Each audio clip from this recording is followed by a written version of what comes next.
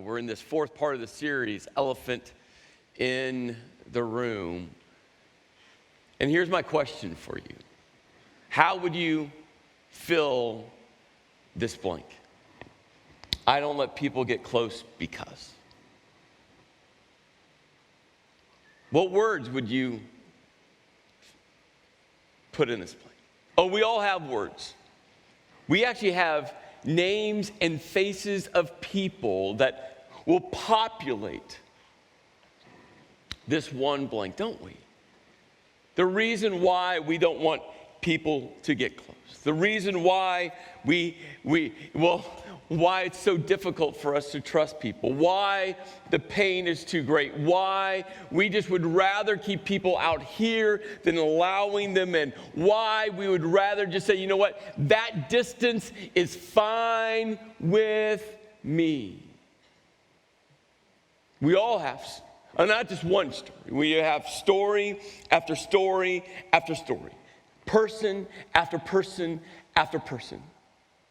Why it would just be better to keep people there than in here, don't we?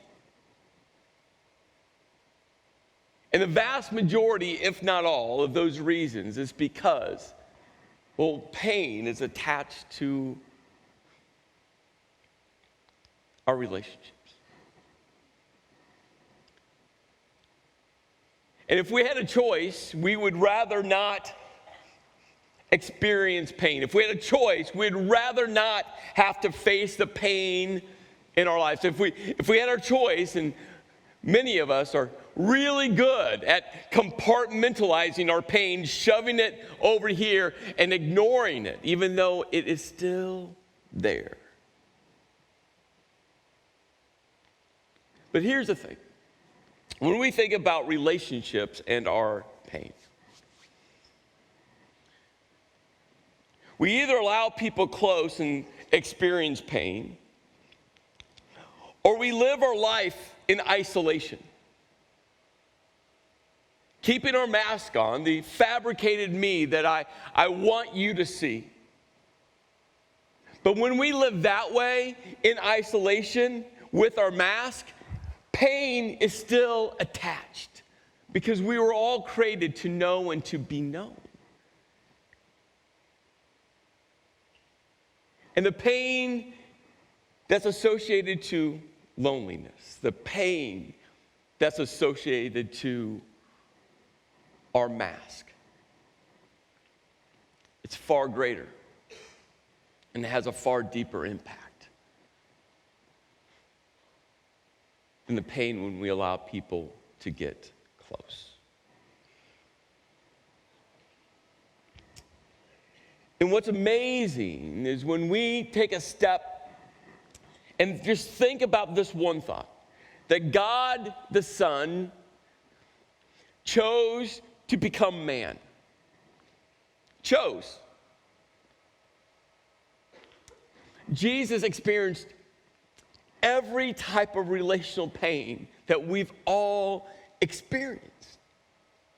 I mean, he knew that coming into it. It wasn't like, surprise, he wasn't ready for it. No, he knew that him, God, becoming son, becoming man, was going to experience all the relational pain, especially from those who were closest to him. I mean, you think about his family, and you think about the 12, the disciples. And what's interesting about the 12, I mean, they were his closest friends. They were his inner circle. Jesus handpicked them all. And he was still hurt deeply. I mean, the obvious one out of the 12, the obvious one is Judas. I mean, Judas was the obvious one, right? Because, he's the one that sold Jesus out. 30 pieces of silver, right? 30 pieces of silver, he sold Jesus out. Betrayal. We all know what betrayal feels like. I'm not sure if there's a greater pain than someone who's that close and betrays. But what's interesting about Judas was all the disciples knew that Judas was a thief.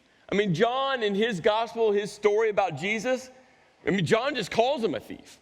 He's like, Judas is a thief. He's in charge of the money bag, and he's taking money out of the money bag. But it's one thing to be a thief. It's a whole nother thing to sell Jesus out. None of the disciples thought that Judas would ever do that. Again, one thing to be a thief, another thing to sell out your friend. And then there's Peter. Usually the word that gets attached to Peter is he denied Jesus 3 times. But to be honest with you, we could just write the word betrayed. I mean, 3 times Peter was asked, hey, don't you know Jesus? No. Aren't you one of them that was a disciple of Jesus? No. Weren't you the one that was with Jesus this whole time? No. I mean, 3 times he got it wrong. And we use the word denied, but you know what the right word is? Betrayed. And is there a big difference between Peter's betrayal and Judas's betrayal? And then there's Thomas. Oh, Thomas. Jesus shows up after the resurrection. Jesus has been crucified, put into a tomb, and now he's alive. And when Jesus shows up to the disciples, Thomas, for whatever reason, wasn't there. The disciples came back to Thomas and said, hey, we saw him alive. We saw him alive. I mean, could you imagine the excitement? Could you imagine the passion? Could you imagine the energy? I mean, we saw him, Thomas. We saw him, Thomas. We saw him, Thomas. And Thomas like, I haven't. Until I put my fingers into where the nails went, until I put my hand into his side where the spear went, I'm not going to believe. And on one side, you can say, I understand that. Right? If you just think about, like, you know, if I was in Thomas's shoes and all of a sudden my friends came up and they're like, hey, someone was dead and now he's alive, you would want to see that with your own eyes. But remember, Thomas was with Jesus for 3+ years. I mean, miracle after miracle. I mean, Thomas experienced. Jesus spits in dirt, makes some mud, wipes it on a person's eyes, which is really disgusting when you think about it. And now the blind can see. The leper that Jesus chose to touch, which again is pretty disgusting, and was healed. But then there's Lazarus. Lazarus was dead. I mean, not like just dead. I mean, he was dead, beyond dead. He stinketh dead. I think that's a literal translation.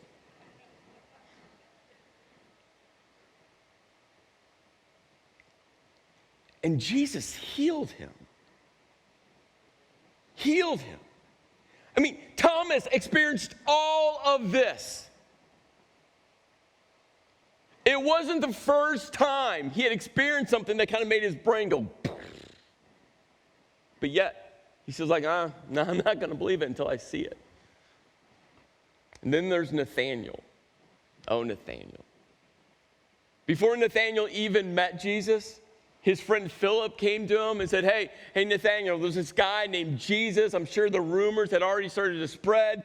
He's like, I've seen him. I've talked with him. I looked him in the eyes. He looked me in the eyes. There's just something different about this guy named Jesus. Something different. It was Nathanael that just started to mock Jesus, going, really?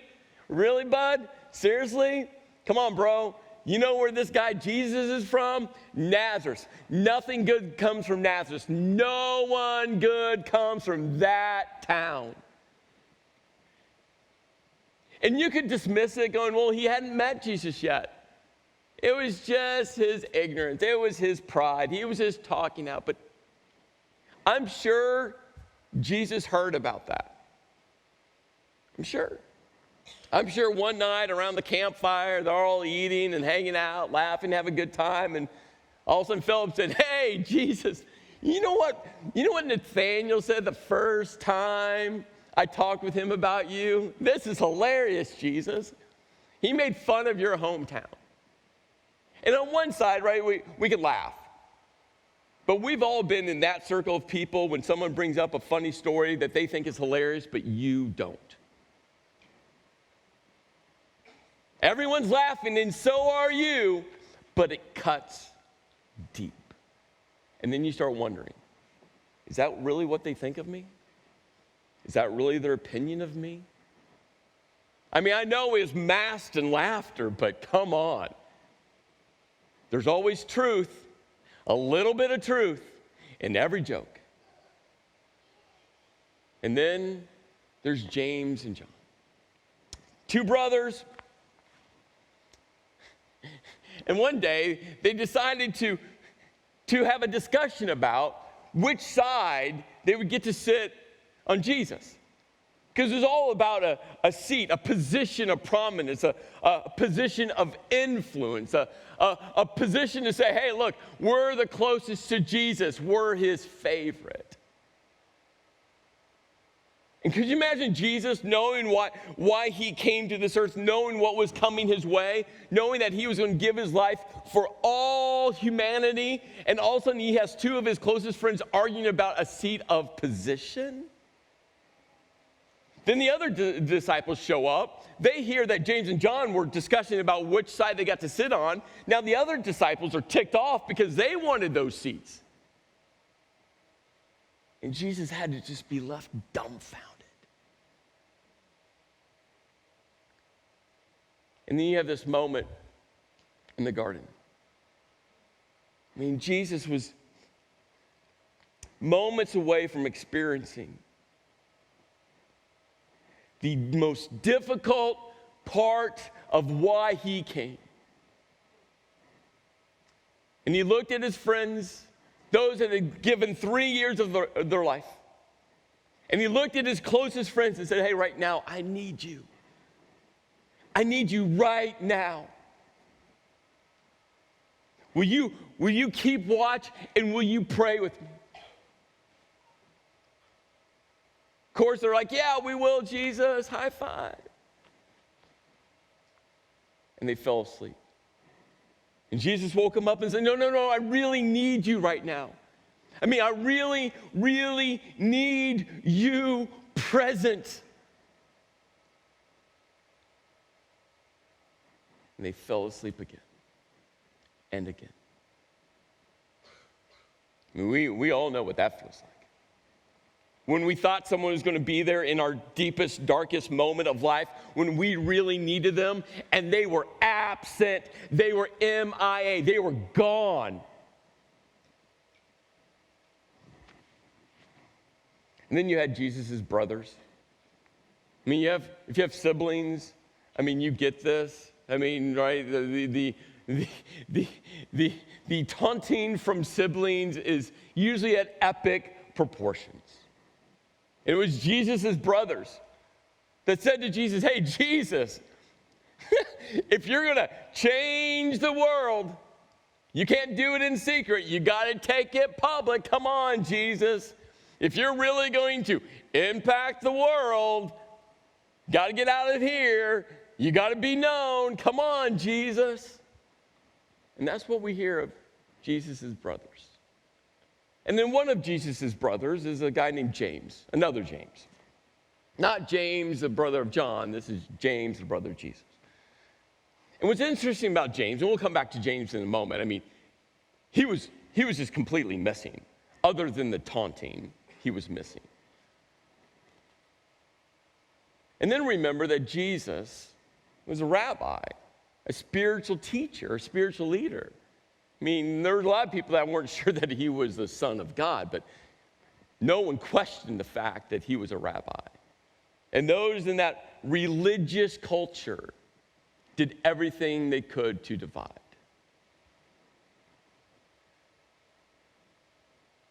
Yet Jesus still chose to get arrested. He still chose to get flogged. He still chose to crawl upon a cross, and he still chose to die. But then Jesus did something so interesting. I mean, they put his body in a tomb, and then he started to appear to people. And he started to restore relationships. I mean, we look at these religious people. I mean, we see in the book of Acts, the very beginning of the church. I mean, the book of Acts is where you go. If you want a framework for what the church is all about, it's in the book of Acts. And we see in the early church in Jerusalem, there's this group, this team of people helping to lead this movement called the Way. And you know who's part of that inner circle? The Pharisees. The same group of people that had Jesus arrested, had him flogged, and had him crucified, they're now part of the leadership team moving the church to tell people about Jesus. And then there's James, who was missing throughout all of Matthew, Mark, Luke, and John, all three Gospels. I mean, James, the brother of Jesus, missing except for taunting. Now James is not just a part of the leadership, he's actually in a position of authority over the church, this movement, this gathering of people that were all focused on one thing, telling people about Jesus. And then the rest of his brothers, we see in Acts 1, they're all up in this upper room. It's this moment Jesus has said, hey, go to Jerusalem and then to Judea and the Samaria, the people you don't want to go to, and the ends of the earth. Go, tell everyone about me. And there's this group of people up in this upper room. The disciples are there. Mary, Jesus' mother, is there. And Jesus' brothers are there. So I have to pose this question to all of you. What would your brother have to do to convince you that he was the Christ?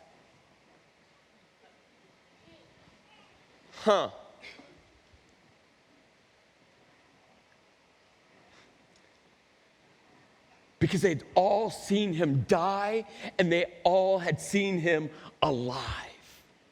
And it shifted everything. And Jesus like, hey, family, my friends, go tell everyone that I am the Son of God and I came to die for everyone, to restore all people back to a loving God. What a moment. And then you had these disciples, the closest friends of Jesus. I mean, James and John.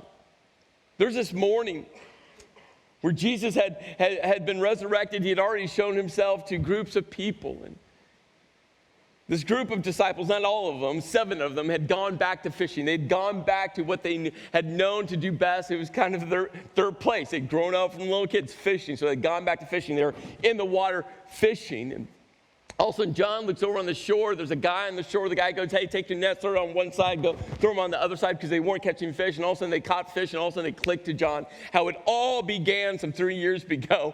I mean, it's the same scenario. John looks at Peter and goes, Peter, it's Jesus. And Peter grabs his outer garment, puts it on, jumped in the water. Yet again, Peter's the first one out. He swims to the shore, leaving the other 6 to pull this massive catch of fish in. Jesus was cooking breakfast for them. They sat in a circle. James and John were there. Nathanael was there. Thomas was there. And Peter was there. And all of a sudden, Jesus looks at Peter, but I think this was for James and John, Nathanael, Thomas, and the other 2 disciples that we're not sure which ones they were. I think this was for everyone, even though Jesus looked at Peter. And Jesus is like, hey, I love you. Do you love me? Peter's like, yes. Jesus is like, I love you, but do you love me? Peter's like, yes. Jesus is like, I love you, but do you love me?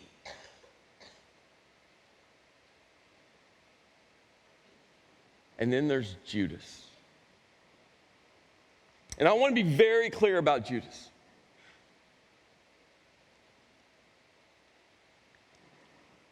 The issue with Judas isn't about suicide. Suicide is not the unforgivable sin. Let me be very clear about that. The issue with Judas has nothing to do with suicide. God's forgiveness extends to all sin. The issue with Judas, well, let me phrase it this way. If you're a parent and you catch your kid doing something wrong, I mean really bad, and quickly they say, I'm sorry, can't you tell in a moment whether or not they're really sorry or they're sorry they got caught? Vastly different I'm sorries. And for Judas, he wasn't sorry that he sold out the Son of God. He was sorry that maybe he didn't make the best decision. See, Paul writes about it in 2 Corinthians chapter 7. Paul says that godly sorrow brings repentance that leads to salvation, that leaves no regret. But worldly sorrow leads to death. To Judas, it was all about worldly sorrow, not godly sorrow. And here's my question. I wonder what the conversation would have been like if Judas actually had godly sorrow and he didn't commit suicide. And Jesus had an opportunity to have a conversation with him like Jesus had with Peter. You see, every person has at least one reason why living a life isolated and alone is better than living life together. And every person includes Jesus. You see, we were created to be known and to know. And pain is screaming within you. Pain attached to relationships. To keep people out, to keep people out. But I hope you know, if you choose to keep people out, if you choose to keep people at arm's length, if you choose to keep isolated, if you choose to keep a mask on, there's a whole different type of pain attached to that. On Wednesday, I received this letter.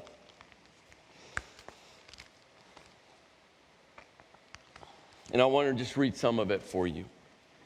Dear Chris, my name is Tony.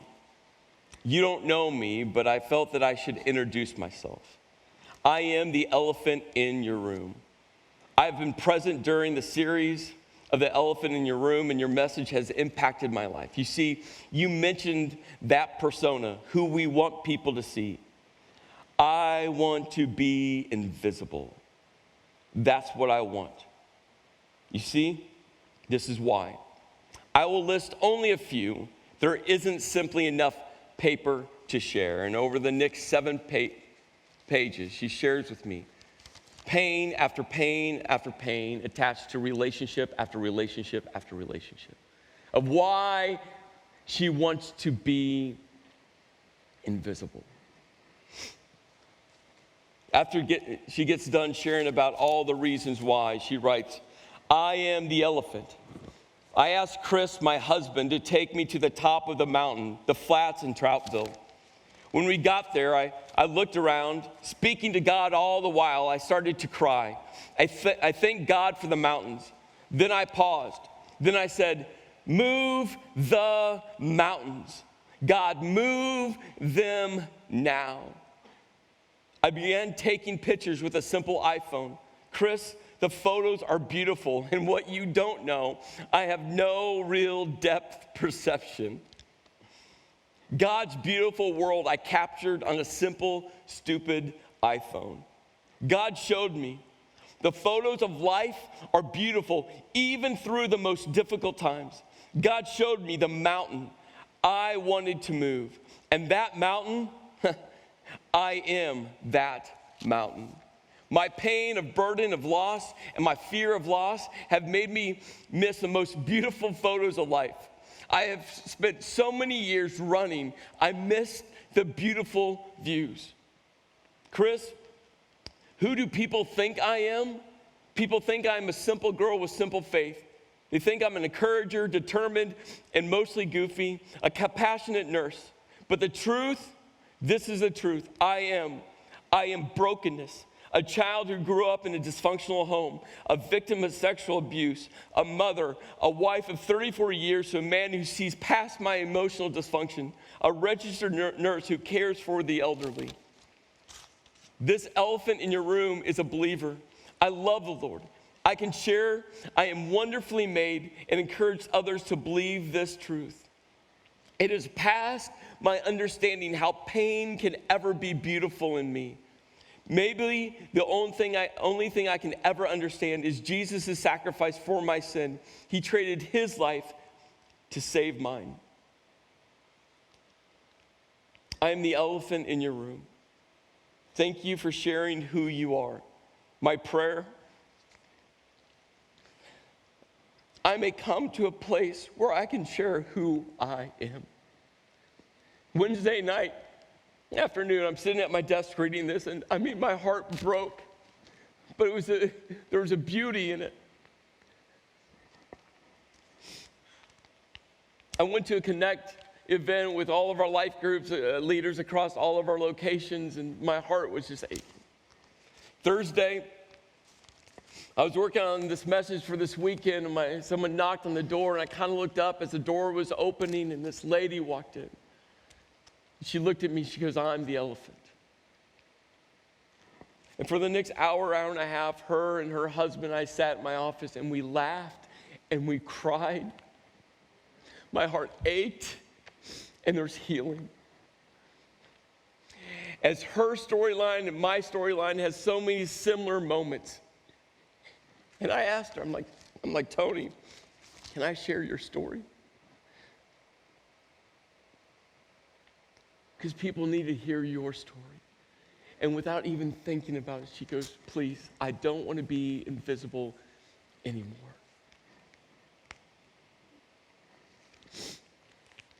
God designed you to be known and to know. And that's why I pray that you step out of a row and into a circle of people. And will those people hurt you? Yes. But the pain attached to being invisible, the pain attached in isolation, the pain attached to being lonely, the pain attached to wearing a mask, I'm just telling you.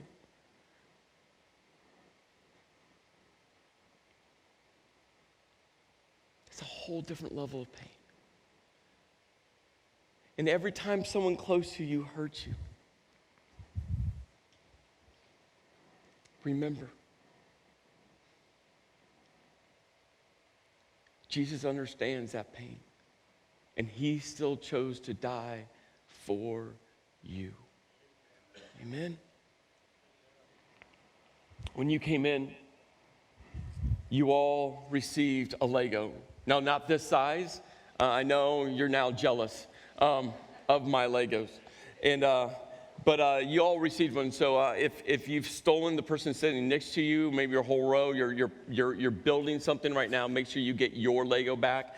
But you're going to need this. And right now, we're going to do something a little different in our time together. So I'm going to hand off to all of our locations and just welcome up our location leaders at all of our locations.